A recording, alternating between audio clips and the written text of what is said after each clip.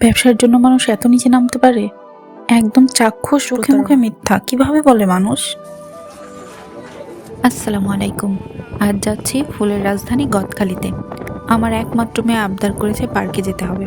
তা না শুনে কি পারা যায় বলেন তো? ভোরবেলা চা খেয়ে বেরিয়ে পড়লাম।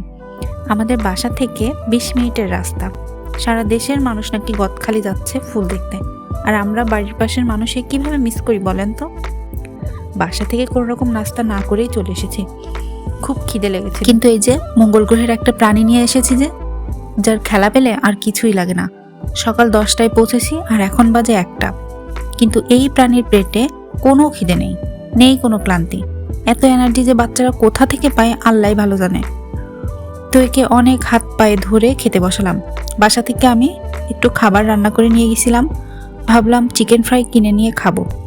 কিন্তু প্রথমে চিকেন ফ্রাইটা মোটামুটি ভালো ছিল, একটা গলদা চিংড়ি অর্ডার করলাম। এটা চিংড়ি ফ্রাই। চিকেন ফ্রাই খেতে পারলেও চিংড়িটা মুখে দেওয়ার সাথে সাথে আমার মনে হলো আমার পেটের ভেতর থেকে সব বের হয়ে আসবে। মানে মানুষ ব্যবসার জন্য যে এত নিচে নামতে পারে এটা আসলে আমার জানা ছিল না। তো যাই হোক, এই চিংড়ি ফ্রাই খেয়ে মেজাজ পুরো গরম হয়ে গেছে। তারপর মেজাজ ঠান্ডা করার জন্য একটা আইসক্রিম খেলাম, রোলার আইসক্রিম। স্যাকারিন দিয়ে পুরো ভরায় রেখেছে আইসক্রিম। তো না, মানে পুরো মনে হচ্ছে জাস্ট স্যাকারিন, আর কিছুই না। মেয়ে মানুষ ভাই, ফুচকা চটপটি এগুলো দেখলে কি লোভ সামলায় রাখতে পারি বলেন তো? এটা ছিল পানিপুরি। এই টকগুলো জুস ছিল, মনটা একদম ভরে খেয়েছি। বেচারি নাকি লিপস্টিক খেয়ে ফেলেছে, তাই এর মাঝে আবার সে একটু লিপস্টিকও ঘষে নিল।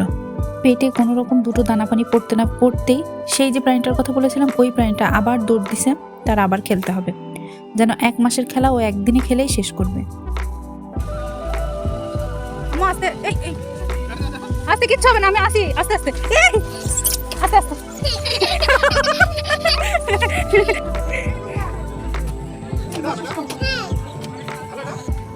তুমি ওঠো, তোমার কথা না।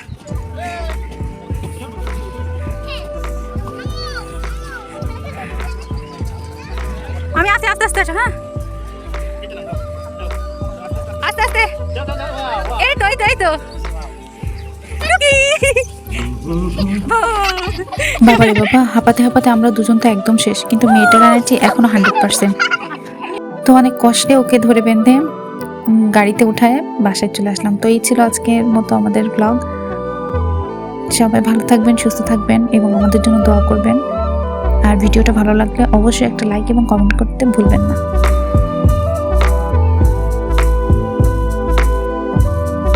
আর ভিডিওটা কেমন লাগলো অবশ্যই জানাবেন।